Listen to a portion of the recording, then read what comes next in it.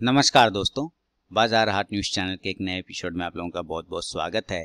तारीख है दोस्तों 18 अक्टूबर 2020 और यहाँ पे 19 अक्टूबर 2020 मंडे के लिए निफ्टी के हैवी वेट स्टॉक के एनालिसिस करेंगे।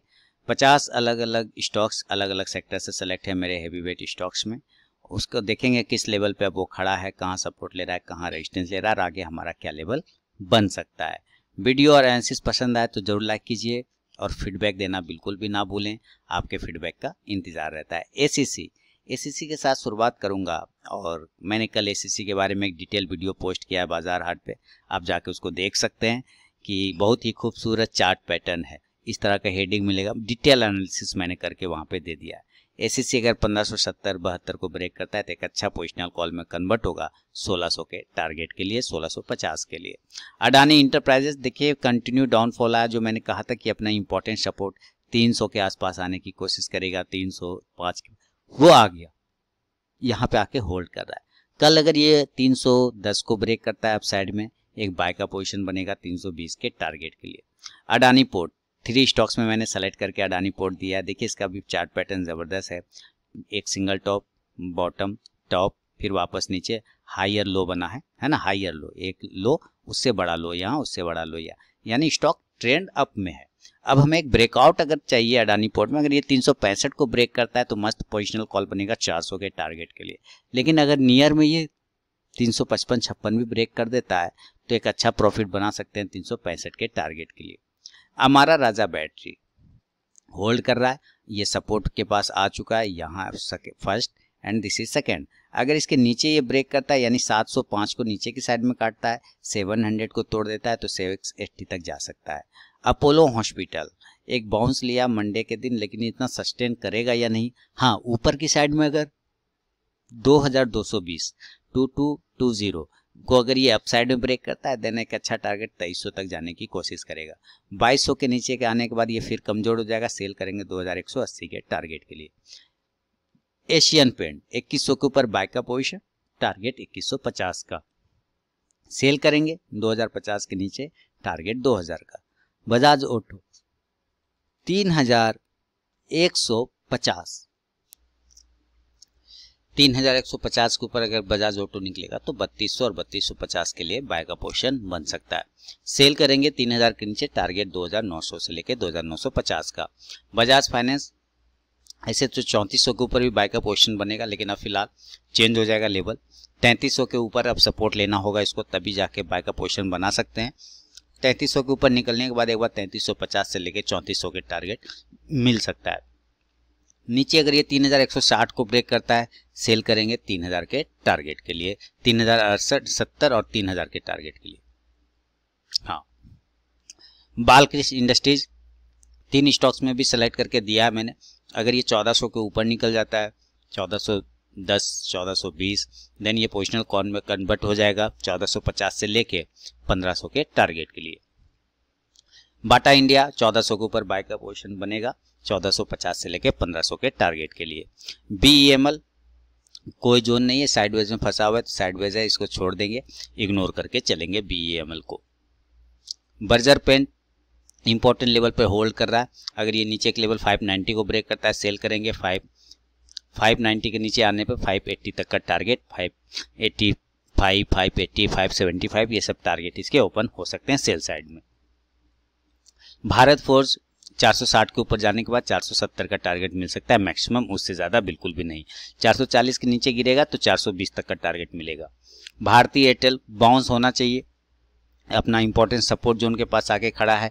भारतीय एयरटेल अगर इस जगह से बाउंस होता है तो एक अच्छा प्रॉफिट, अच्छा पोजिशनल कॉल में बनेगा, क्योंकि यहीं पर से स्टॉक पिछले बार भी बाउंस करके गया था, उसी जगह पे आके फिर से खड़ा हो चुका है, तो वापस से चांस बनता है कि यहाँ से एक बार फिर से बाउंस करके अपसाइड में जाना चाहिए। ब्रिटानिया 3800 के ऊपर अगर निकलता है तो 3850 से लेके 2900 का टारगेट ब्रिटानिया आपको दिखाएगा। सेंचुरी टेक्सटाइल देखिए यहीं पर होल्ड कर रहा है अपने इंपॉर्टेंट लेवल के पास, अगर ये 330 को एक बार ब्रेक करे तो 340 से लेके 350 तक का टारगेट सेंचुरी टेक्सटाइल भी आपको दिखा सकता है। चोला फाइनेंस 260 के ऊपर, उसके पहले बिल्कुल भी नहीं, अभी नजर बना के रखिए, 260 के ऊपर जब जाए तो बाय का पोजीशन बनेगा 280 के टारगेट के लिए। कोलगेट 1480 1490 के ऊपर निकलने के बाद 1550 के टारगेट के लिए वैलिड होगा कोलगेट।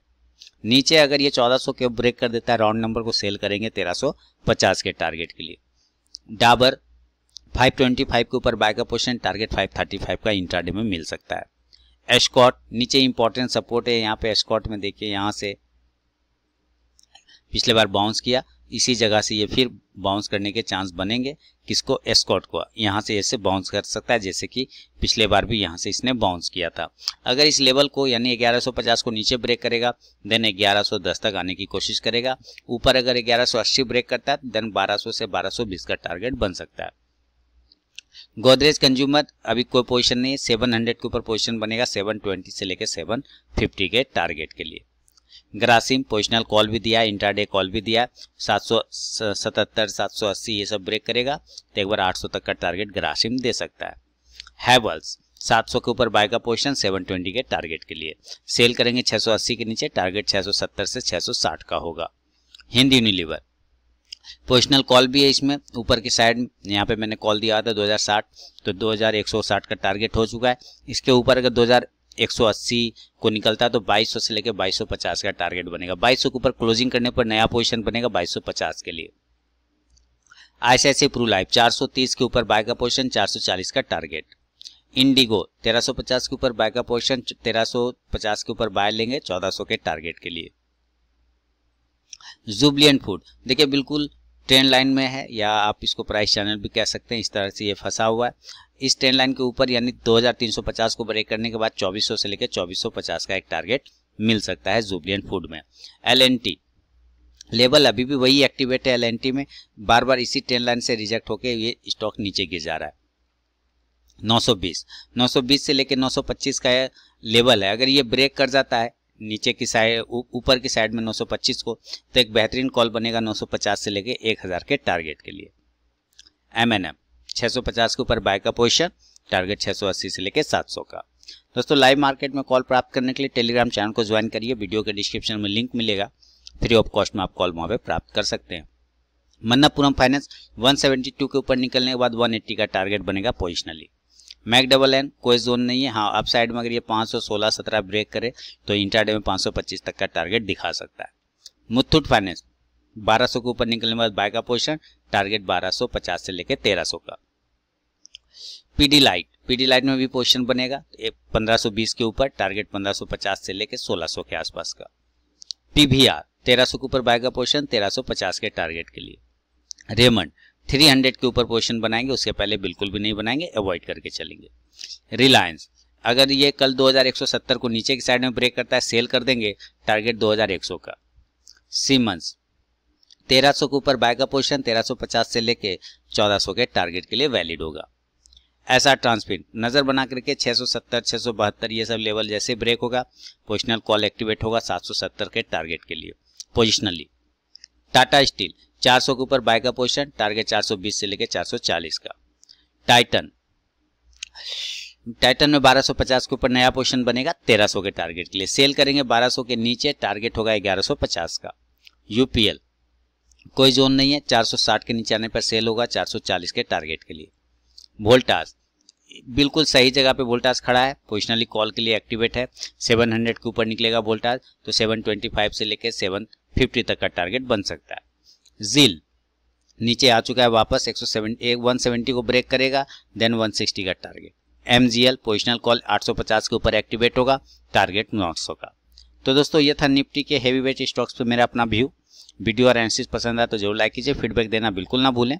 मिलता हूँ नेक्स्ट वीडियो में, तब तक के लिए बहुत बहुत धन्यवाद।